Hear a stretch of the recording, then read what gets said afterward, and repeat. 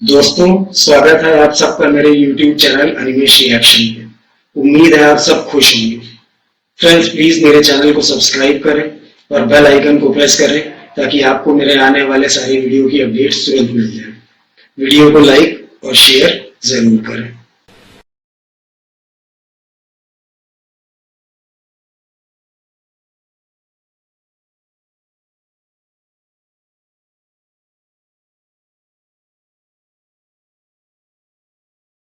वहीम अस्सलाम वालेकुम। आप सबका आने का बहुत बहुत शुक्रिया। मेरी आज प्रेस कॉन्फ्रेंस करने का मकसद अपने साथ होने वाली माली और जिनसी ज़्यादती को मंजर आम पे लाना है। मेरे साथ ज़्यादती करने वाला शख्स कोई आम शख्स नहीं बल्कि बाबर आजम है, जो इस वक्त पाकिस्तानी क्रिकेट टीम का कप्तान है। मैं अपनी बात शुरू करने से पहले आपको बताती चलूँ कि बाबर आजम से मेरा ताल्लुक आज कल से नहीं है। मेरे ताल्लुकात उससे उस वक्त से हैं जब वो क्रिकेट की दुनिया में उसका कोई ताल्लुक नहीं था और वो एक गरीब घराने से ताल्लुक रखता था। आप तो हम सब तमाम सहाफ़ी भाइयों से मेरी रिक्वेस्ट है कि मुझे इंसाफ दिलाया जाए और मैं उम्मीद रखती हूँ कि आप हर हाल में मुझे इंसाफ दिलाएंगे ताकि आइंदा कौम की किसी बेटी के साथ इस तरह की ज़्यादती ना हो जो मेरे साथ हुई है।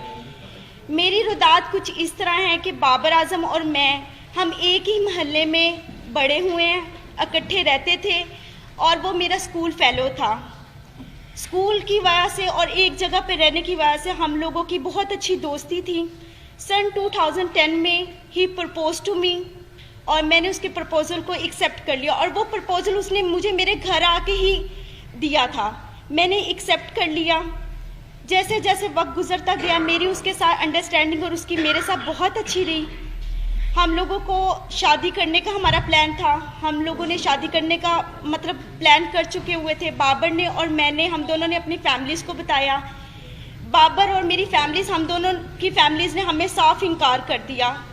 फिर बाबर ने और मैंने कोर्ट मैरिज का फ़ैसला कर लिया। 2011 में बाबर मुझे मेरे घर से भगाकर, मतलब बाबर मुझे खुद अपने घर से भगाकर कोर्ट मैरिज के कहकर मुख्तलिफ जगहों पर किराए के मकान पे रखता रहा।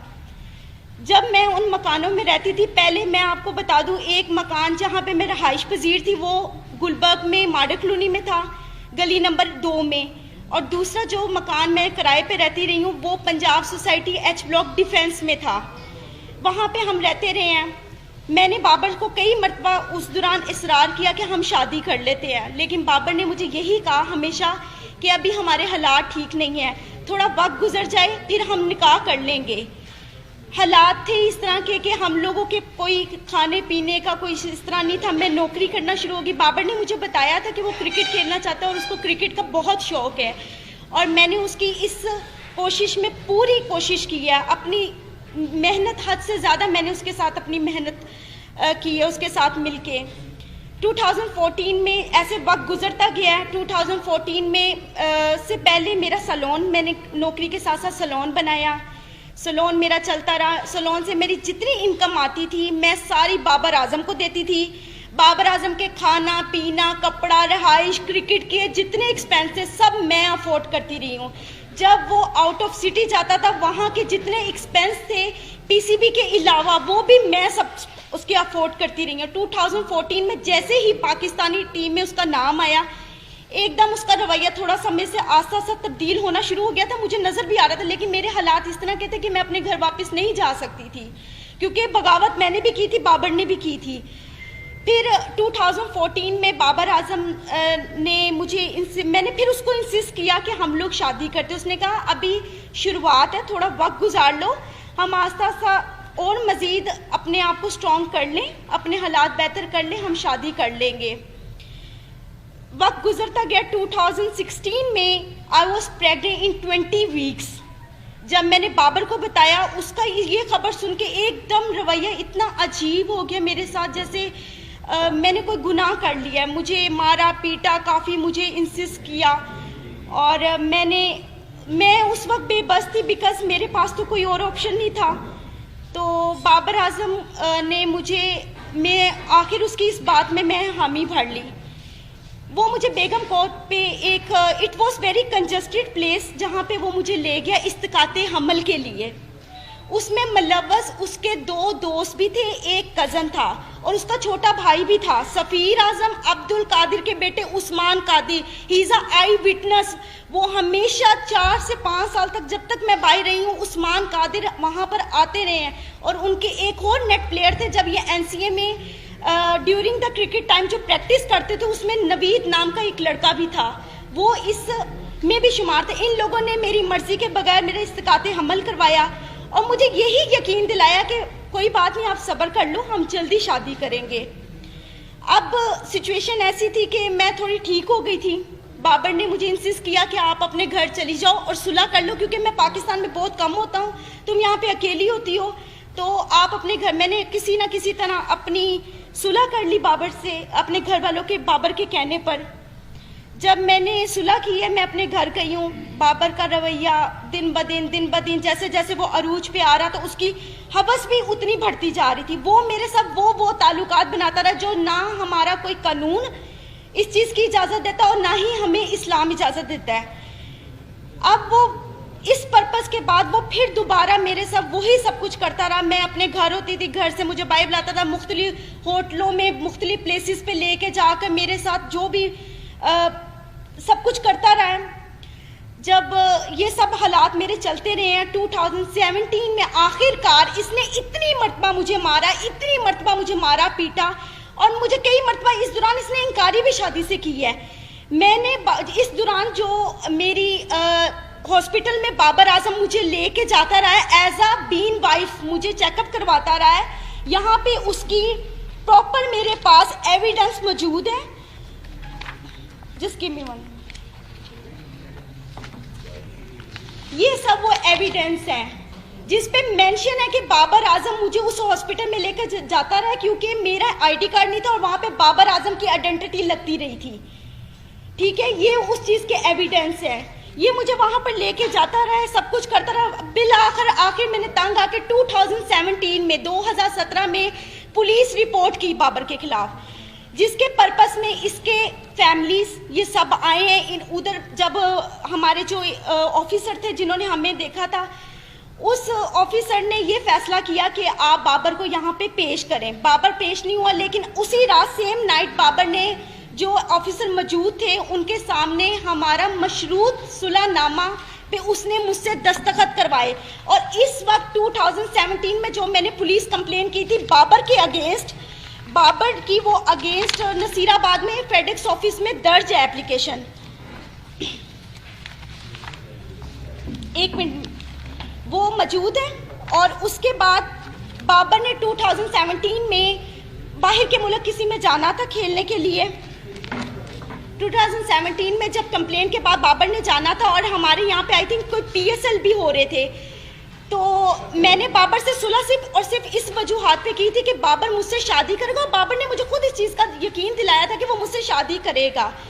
फिर आखिरकार 2017 में इसने सडनली अपना नंबर चेंज किया।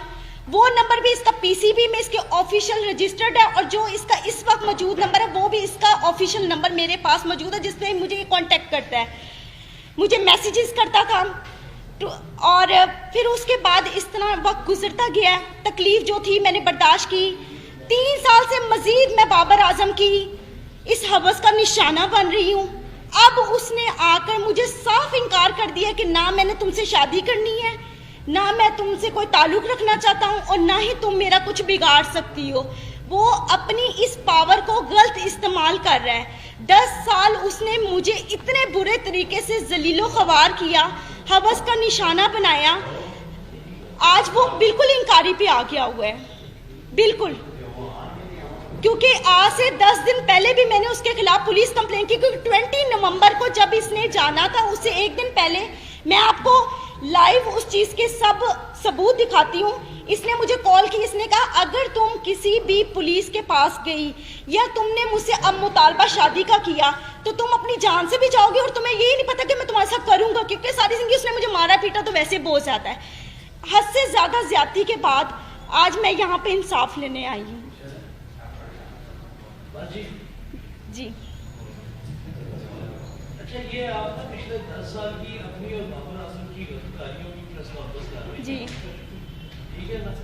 आपकी गलतफहमियों से हमारा क्या लेना देना, पहले ये क्लियर करें। देखिए, आपका लेना देना ये है कि मेरा हक है, मैं कानून के पास जा सकती हूँ। जब मैं कानून के पास गई, मैं डीएसपी के पास गालिब मार्केट गई है, एसपी गालिब मार्केट ने पहले सुना है, उन्होंने मेरी उस एप्लीकेशन को ट्रांसफर कर दिया माडा टाउन डीएसपी के पास। आज तक डीएसपी ने दोबारा मुझे पूछा ही नहीं है।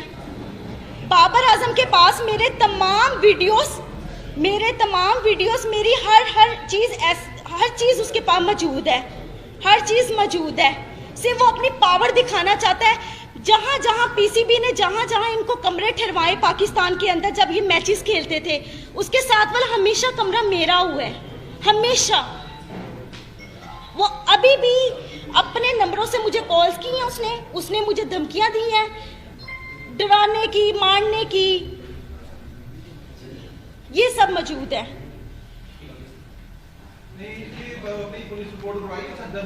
जी मैंने करवाई है।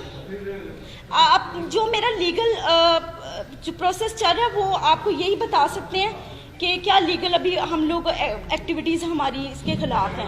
जी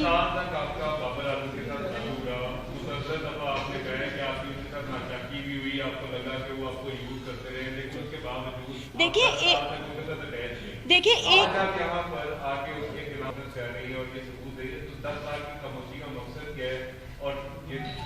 देखिए 10 साल से मैं खामोश तो नहीं थी। मैं तो 2017 में भी गई थी पुलिस के पास, और आपको मैंने वो आई थिंक बताया भी है कि वहाँ पे मेरी कंप्लेन रजिस्टर थी। फिर भी मैंने सुलह इस बात पे की थी कि मेरे ख्याल में मुझे उससे मोहब्बत थी, हद से ज़्यादा मोहब्बत थी। देखिए, बगैर कोई लालच के तो किसी के साथ इस तरह करता नहीं है। लालच नहीं था मुझे सिर्फ उससे मोहब्बत थी, और वो मोहब्बत मेरी यहाँ तक आज मैंने इसको स्ट्रगल करवाया है। आज ये जो सारी मीडिया और दुनिया के सामने ये बात करता है कि मेरे पेरेंट्स, मेरे फादर, मेरे सब सपोर्ट है। आप किसी भी मैच में जाकर, पिछले इसके मैचों में 17 से पहले जाकर आप देख सकते हैं, बाबर आजम के कभी किसी भाई ने, किसी बाप ने वहां पर आकर देखा कि बाबर आजम क्या कर रहा है वहां पे? कभी भी किसी ने नहीं देखा। और आज तक 10 सालों में मैं बाबर आजम के एक पैसे की रवादार नहीं हूँ, क्योंकि मैं खुद सेल्फ मेड वुमन हूँ, खुद कमाने वाली हूँ, क्योंकि मैंने बड़ी मेहनत की है दिन रात इसके पीछे कि ये किसी स्ट्रगल करके इसके कि किसी मुकाम पे पहुंच जाए। No doubt he is a very brilliant player, उसने मेहनत की है, लेकिन उस मेहनत के अलावा इंसान को और भी चीज़ों की ज़रूरत होती है, मेंटली तौर पे, फाइनेंशियली तौर पे। सबसे बड़ा हमारा जो पॉइंट होता है वो फाइनेंशियली तौर पे होता है, सबसे बड़ा। आज तक बाबर के हर मोबाइल, हर चीज का सबूत मेरे पास मौजूद है, हर चीज। कितने को फाइनेंशियली कितनी सपोर्ट की है अपने बाबर? सर 4 साल में आप सुबह से रात तक, अगर मैं ब्यूटी पार्लर में 30,000 रुपया अर्निंग कर रही हूँ, 40,000 रुपया अर्निंग कर रही हूँ, वो सिर्फ और सिर्फ बाबर आजम के ऊपर ही जा रही है। सर करोड़ों की मलकियत होगी, 70 लाख रुपया का तो मेरे ऊपर सूद चढ़ा के ये गया था, जो मैंने आके 1 साल पहले उतारे हैं। इसको मोबाइल इंस्टॉलमेंट्स पे ले के आईफोन 4 सीरीज से लेके आईफोन 8 प्लस तक सीरीज मैंने इसको लेकर दी है। अगर आपका फाइनेंशियल तौर पर डैमेजेस देखे जाए, आपका कितने का क्लेम बनता है? सर मेरा करोड़ों रुपए का बनता है, करोड़ों रुपए का। सर देखिए, बात बताऊं क्या है, अगर आप किसी के खिलाफ जाना चाहे ना, तो आप उसके प्रूफ भी इकट्ठे कर करके रखेंगे। जिस इंसान का दिल साफ हो वो वहाँ पे कीमतें थोड़ी बैठ के लिख रहा होता है। मैं आपको ये बता रही हूँ कि आज मेरा मुतालबा उससे पैसों का नहीं है, मेरा उससे मुतालबा सिर्फ और सिर्फ इस बात का है कि मेरी इतनी मेहनत का उसने मुझे क्या सिला दी है। आज जी मैंने दे दी हुई है।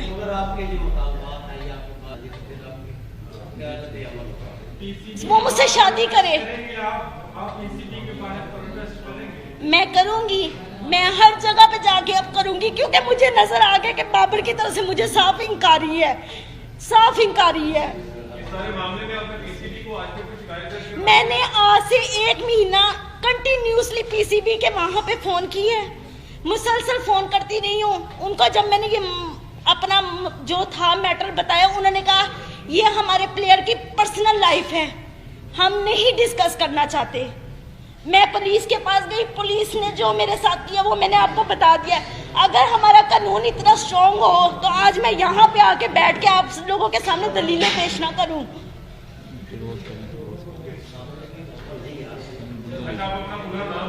प्राइवेट वाली दोस्त तरफ आते हैं इधर कभी हामिजा, हामिजा जी हामिजा, क्या नाम है हामिजा, हामिजा जी अच्छा हामिजा। हामिजा ये आपकी जो ये जितना भी जो मामला हुआ आपके आपने कहा कि आपकी फैमिली के साथ आपकी सुलह होगी आज आपके फैमिली के मेंबरान के साथ ताल्लुकात कैसे हैं क्या आज अपने आप भाई घर में रहती हैं अपनी फैमिली के पास रहती हैं या आज आप जी मैं अपनी फैमिली के साथ रहती हूँ, मेरी फैमिली इस वक्त मुझे सपोर्ट कर रही है और तब भी उन्होंने मुझे इनकारी की थी कि ये इस काबिल नहीं है, नहीं ये सब ठीक है, लेकिन अब वो उन्होंने मेरी बात को मानना ही था क्योंकि मैं इतने सालों बाद घर गई हूँ और वो मेरे रिश्तेदारों को लोगों को यही बता रहे हैं कि इसकी शादी हो चुकी हुई है। अच्छा आपके काउंसिल से हमारी रिक्वेस्ट होगी काइंडली बताइएगा इनका जो केस है उसकी कानूनी टाइप पर क्या जो है वो डेवलपमेंट क्या हो जी मैं बता रहा हूँ जी। इन्होंने 20 नवंबर 2020 को CCPO लॉर्ड साहब को जी अब्दुल समी इन्होंने 20 नवंबर 2020 को CCPO लॉर्ड साहब को एप्लीकेशन दी है फॉर रजिस्ट्रेशन ऑफ FIR, लेकिन उस पर स्टिल कोई एक्शन नहीं हुआ था, जिसकी बाबत सेशन कोर्ट में for registration of FIR 22A-22B की पिटीशन दायर की गई है, जिसमें 4 दिसंबर के लिए कोर्ट ने कमेंट्स तलब किए हैं मुतलका SHO नसीराबाद से और एक दूसरी पिटीशन फाइल की है हरासमेंट की जो आबिद रज़ा खान साहब के साथ स्टिल पेंडिंग है, उसमें 5 डेट है 5 दिसंबर की है और एक डैमेजेस का सूट फाइल किया है इन्होंने, वो भी पेंडिंग है before court of competent jurisdiction. अभी तक तो स्टिल लीगल जैसे मुसलमान के इल्जाम है कि काफी दफा जन्नत का निशाना भी बनाते हैं तो क्या किसी भी एक वाकई का मेडिकल करवाया गया उसके बाद मेडिकल हो गया तो कुछ मालूम कि ये मेडिकल का मामला नहीं है, ये जो बेसिकली लीगल लैंग्वेज में इसको देखते हैं ये शादी का झांसा दे के हरामकारी कह लें, वो लफ्ज़ मैं यूज़ नहीं करना चाह रहा, मेरे ज़बान ज़ेब नहीं दे रही। मैं सवाल ये करना चाह रहा हूँ आपसे कि बहुत दफा बाबर आजम ने इनको थप्पड़ मारे इनके साथ इनके ऊपर तशद्दुद किया वो इन्होंने आपने फरमाया जी क्या एक दफा भी किसी तशद्दुद के बाद आप पुलिस वाले के पास जी मैं गई हूँ 2017 में, मैं गई हूँ 2017 में मैंने पुलिस के पास जाके जी बताएं सर। जी अभी आपने बाकायदा शादी नहीं की? नहीं सर, शादी नहीं सर। ये सारा अफेयर का मामला है जी ठीक है, आपके साथ जो भी ज्यादती हुई जिस तरह से अब वो एक स्टार है जी ठीक है, एक बात आपने देखा कि ये रखिए कि स्टार है, स्टार विवाद से हो गया कोई साथ वो तो नहीं करेगा, आप प्रेस कॉन्फ्रेंस कर लें एहतजाज कर वो बस में जो भी आप वो नहीं करेगा, आपका चुनाव क्या करेगी